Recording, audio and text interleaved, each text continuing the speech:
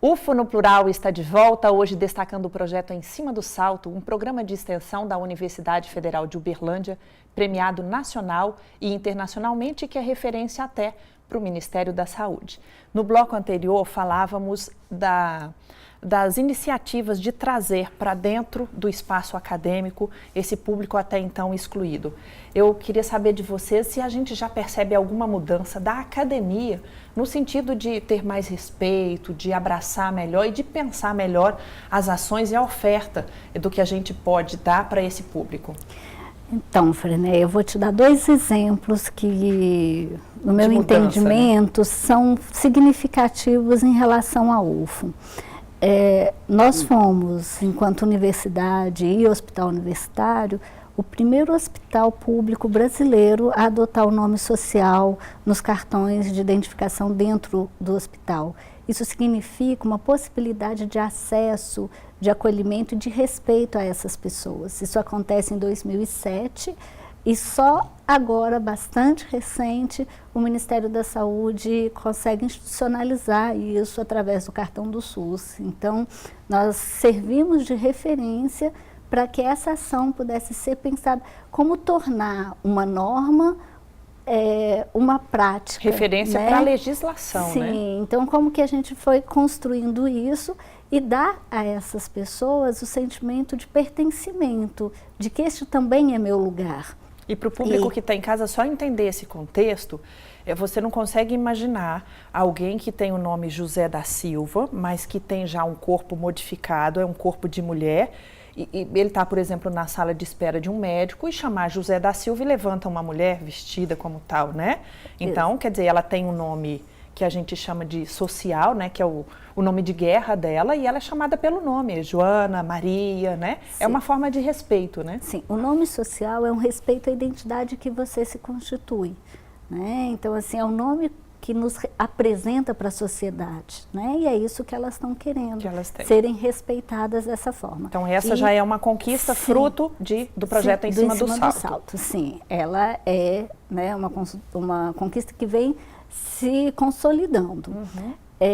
E tem desdobramentos quando o DCE da UFO solicita ao consumo o respeito e o reconhecimento do uso do nome social também para estudantes, né? Então, para se alguém vem e se matricula, nós já temos a demanda. Que, né?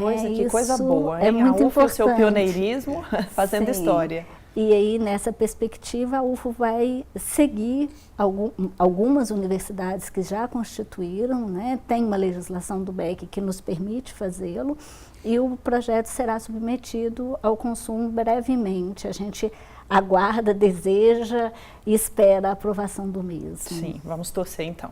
Emerson, eu quero voltar com você na questão das oficinas que são oferecidas.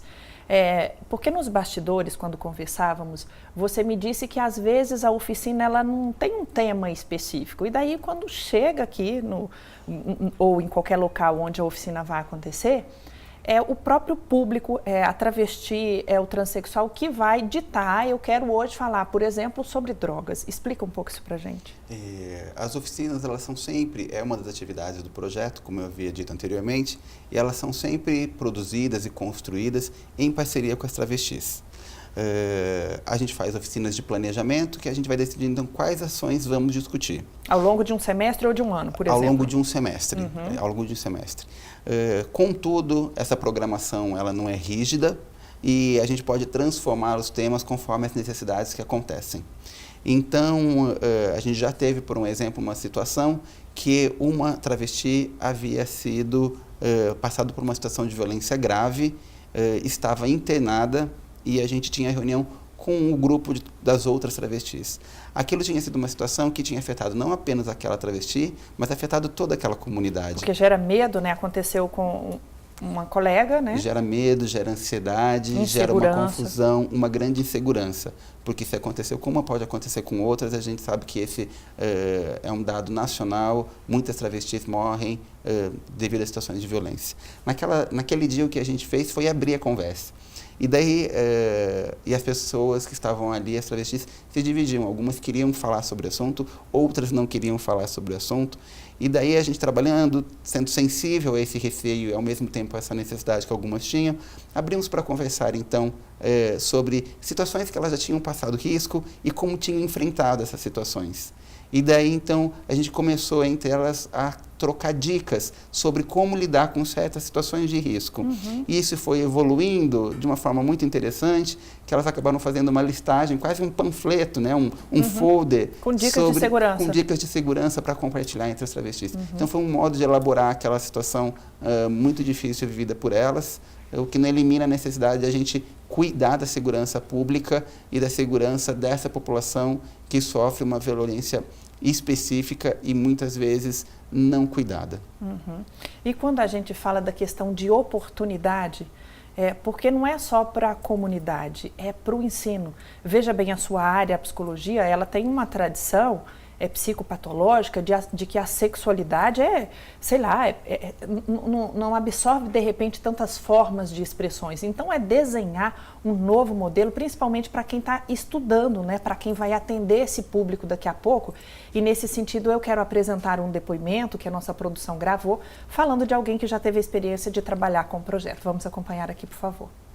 O programa, ele me possibilitou ter um contato com uma prática de psicologia social, uma prática que é engajada social e politicamente na psicologia e que pensa junto com a demanda, de acordo com a demanda do coletivo com quem a gente trabalha. Então é uma psicologia que pensa como promover autonomia, como promover empoderamento, como promover a auto-organização de sujeitos e coletivos na luta por direitos.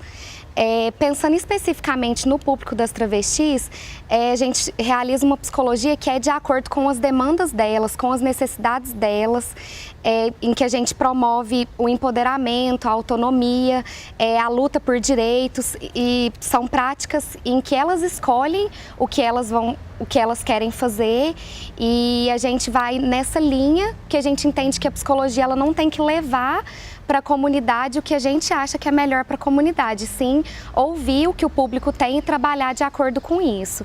Então acho que é um pouco nessa linha que o projeto vai me contando porque que ele é importante, assim, porque que ele é importante para a minha formação enquanto psicóloga. Tá aí o depoimento da Laís, reforçando aquilo que vocês disseram, da forma como agrega, né, no caso dela aí, para a formação profissional, né? Nós vamos para um rápido intervalo, daqui a pouco a gente volta. Você que está em casa, continue ligado, o UFO no Plural volta já já.